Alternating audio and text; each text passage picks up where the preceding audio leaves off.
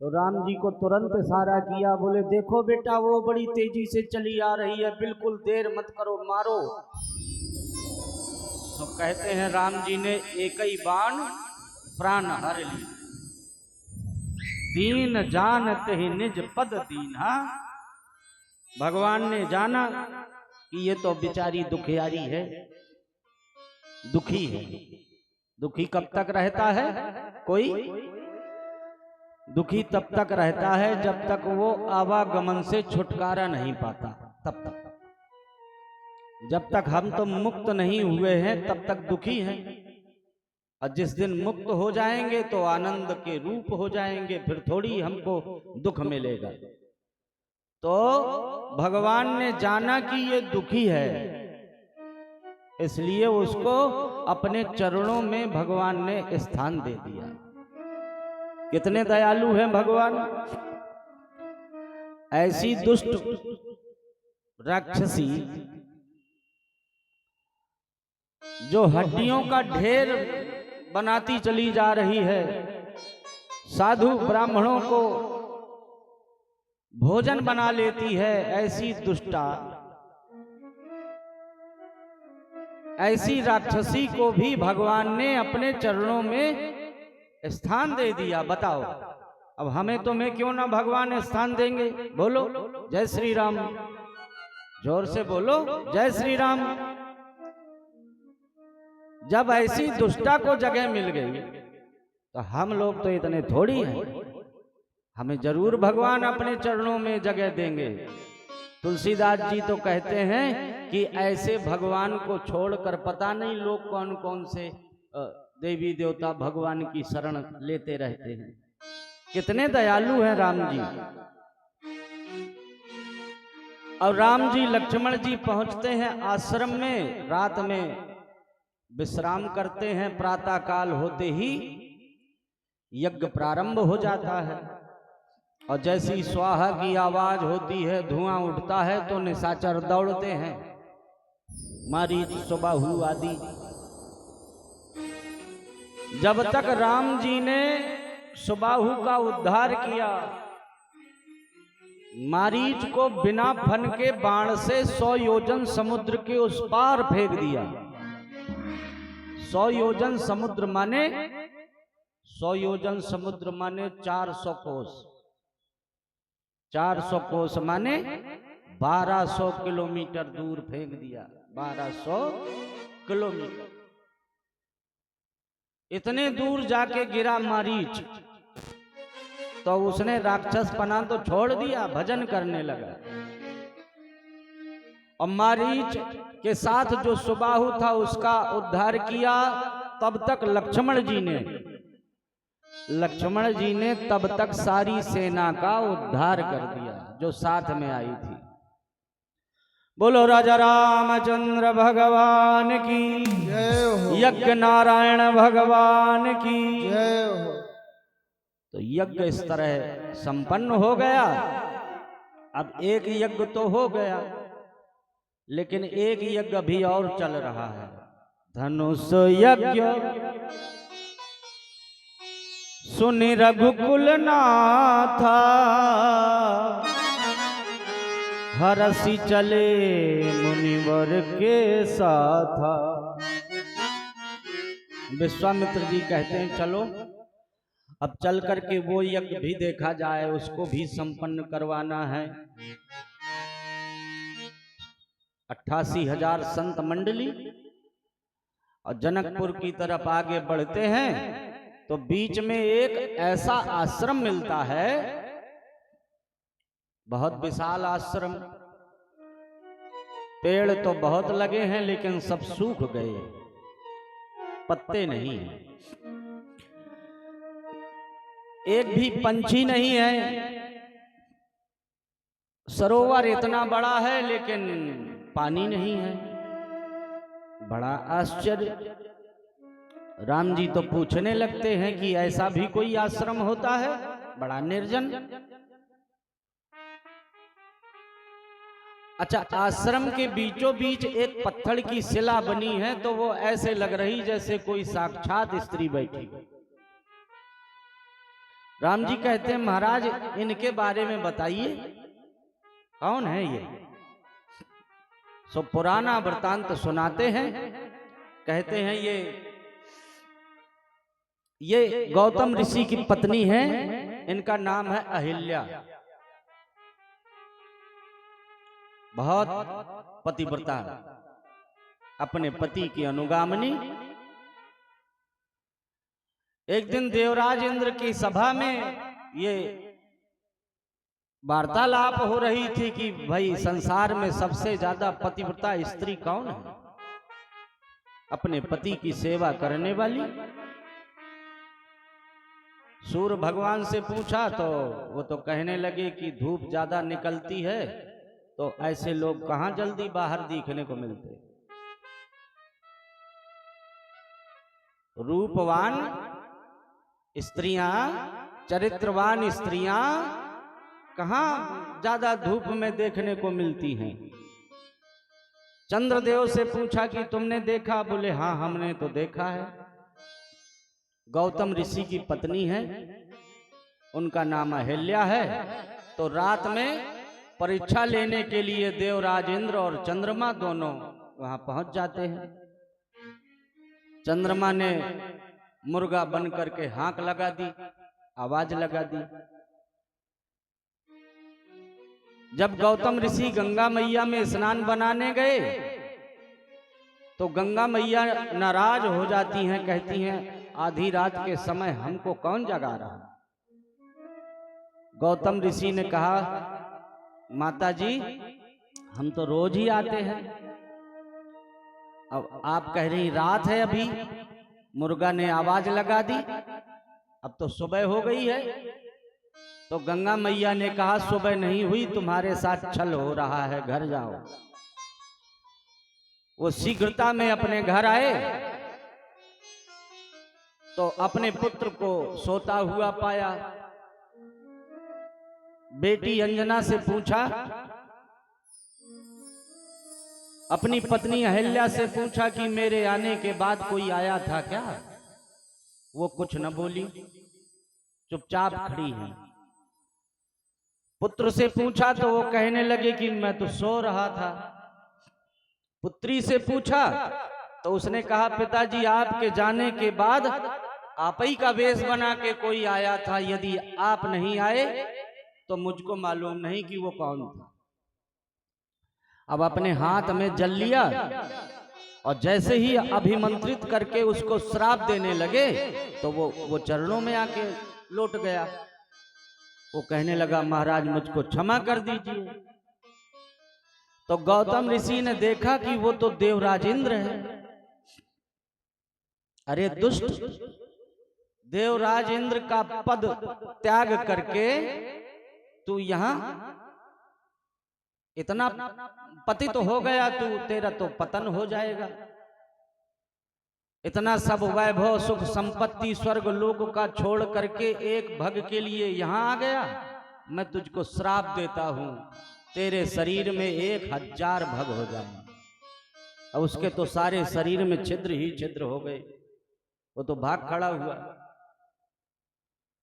अपनी पत्नी को श्राप दे दिया कि बार बार पूछने पे भी कुछ नहीं बोल रही हो, चुपचाप खड़ी हो जैसे कोई पत्थर हो, इसलिए पत्थर की हो जाए।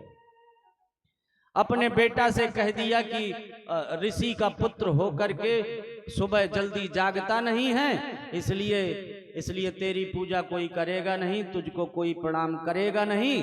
पंडित ब्राह्मण साधु जैसे तुझ में लक्षण नहीं है। अब वो पत्थर की बन रही थी अहिल्या, तो उसको लगा कि मेरी बेटी अंजना यदि न बताती तो शायद मैं बच जाती। तो उसने भी श्राप दे दिया अपनी बेटी को। बोले तुझको मालूम नहीं है, जब चरित्र में आंच आती है तो जग हंसाई से कितना कष्ट होता है। एक समय ऐसा आएगा तुझको भी कुंवारेपन में बालक हो जाएगा। तो कहते हैं गौतम ऋषि ने अपनी सारी तपस्या का फल दे दिया अपनी पुत्री को। और हनुमान जी की माता अंजना आज तक उनको कोई भला बुरा कहता है क्या? कोई नहीं कहता। क्यों? क्योंकि ऋषि गौतम ने अपनी सारी तपस्या लगा दी। अब तो उनको लगा कि महाराज प्रसन्न हो गए हैं, अपनी बेटी को तपस्या का सारा बल दे दिया है, तो बेटा सदानंद भी कहने लगे कि हम आत्महत्या कर लेंगे। पंडित का बालक हो करके अब कोई पूजे ना, कोई पाए लागी न करे, कोई प्रणाम न करे, धिक्कार फिर ऐसे पंडित होने से।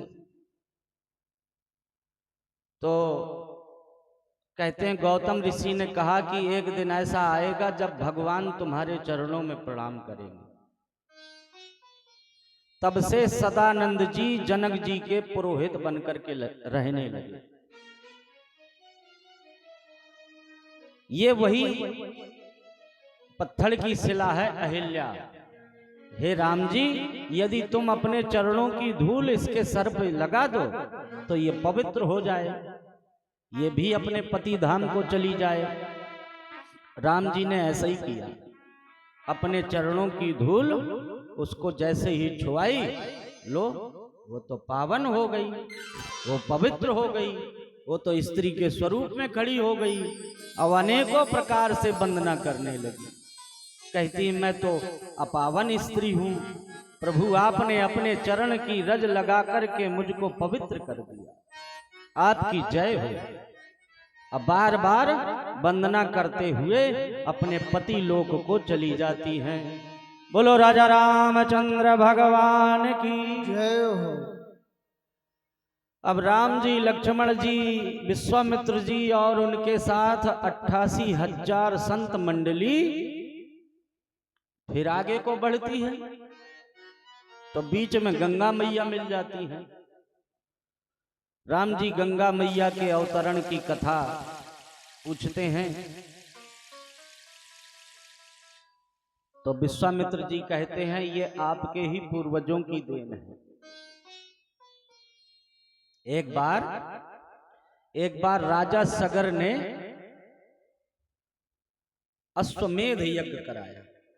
तो अश्वमेध यज्ञ में क्या होता है, घोड़े को छोड़ा जाता है, अब वो 10 दिशाओं में जाता है, और उसको यदि कोई पकड़ लेता है तो फिर उससे युद्ध करना पड़ता है, या तो वो स्वीकार ले राजा की सत्ता, समय समय पर कर देता रहे, लगान भरता रहे, मित्र मान ले, तो फिर उस दिशा का सारा वर्चस्व महाराज चक्रवर्ती सम्राट सगर के आधिपत्य में माना जाएगा। इसलिए अपने 60,000 पुत्रों को कह देते हैं कि जाओ तुम लोग सब घोड़े के साथ में रहना। तो देवराज इंद्र ने उस घोड़े को चुरा करके अब पाताल में जाकर, जहां कपिल देव भगवान तपस्या कर रहे होते, वहां उनके आश्रम में उस घोड़े को देवराज इंद्र बांध देता है। अब बेचारे 60,000 पुत्र चारों दिशाओं में, 10 दिशाओं में खोज रहे हैं, ढूंढ रहे हैं, वो नहीं मिल रहा है घोड़ा।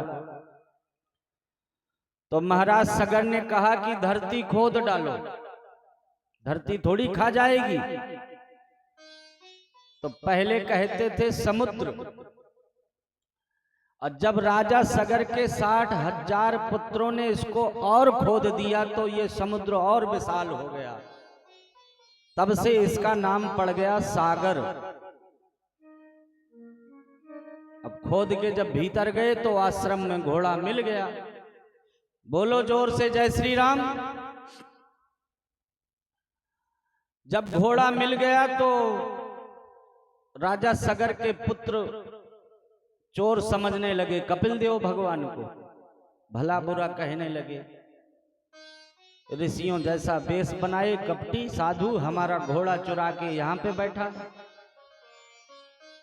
और जब बुरा बुरा दुर्व्यवहार और दुर्वचनों का प्रयोग करने लगे तो कहते हैं कपिल देव महाराज ने अपने नेत्र खोल दिए और जैसे ही उन्होंने अपनी समाधि डिगाई तो वो सारे के सारे 60,000 वहीं जल करके भस्म हो गए।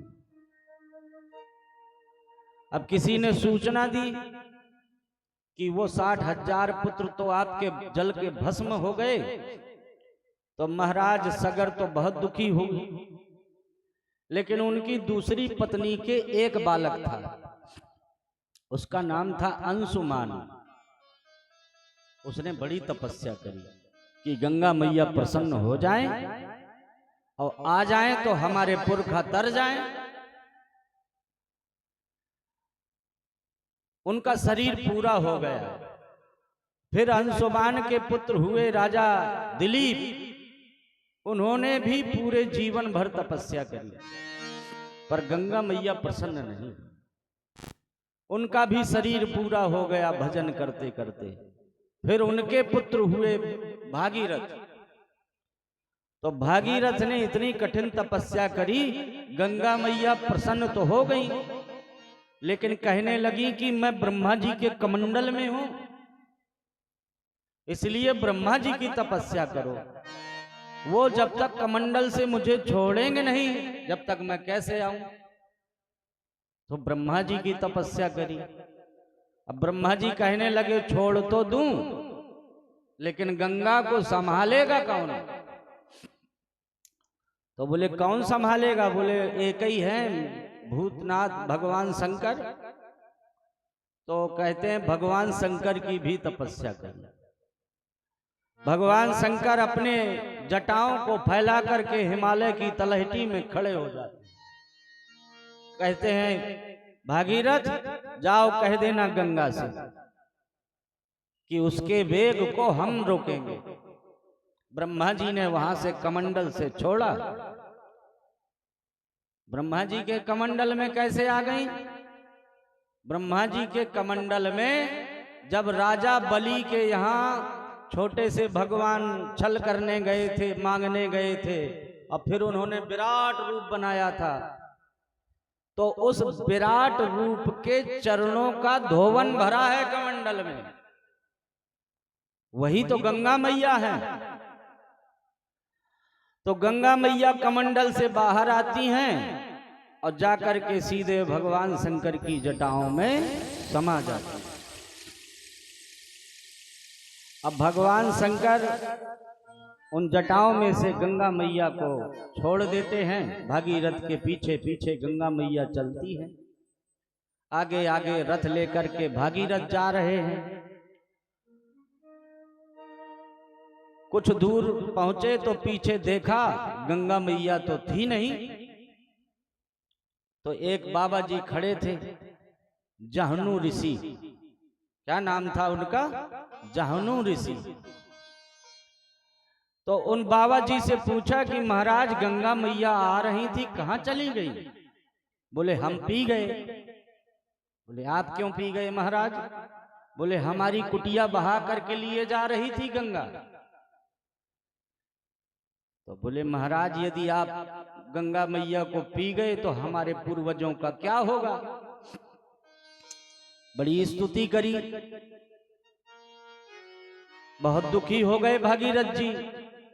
तो बाबा जी ने सोचा कि छोड़ दिया जाए, लेकिन अगर मुख से उगलेंगे तो लोग क्या कहेंगे कि ये तो पलटी की गई है, उल्टी की गई है। तो मुख से ही निकालने पर जूठी मानी जाएगी, फिर कौन आचमन करेगा। इसलिए उन्होंने अपनी जंघा को फाड़ दिया। इसलिए गंगा मैया का एक नाम और हो गया जाह्नवी गंगा। बोलो जाह्नवी गंगा मैया की। इस तरह से भागीरथ की तपस्या से प्रसन्न होकर के गंगा मैया ने राम जी तुम्हारे पूर्वजों का तरण तारण कर दिया, अब तुम लोग भी प्रणाम करो। सो राम जी प्रणाम करने लगते हैं। सारे जग का माने उद्धार किया है।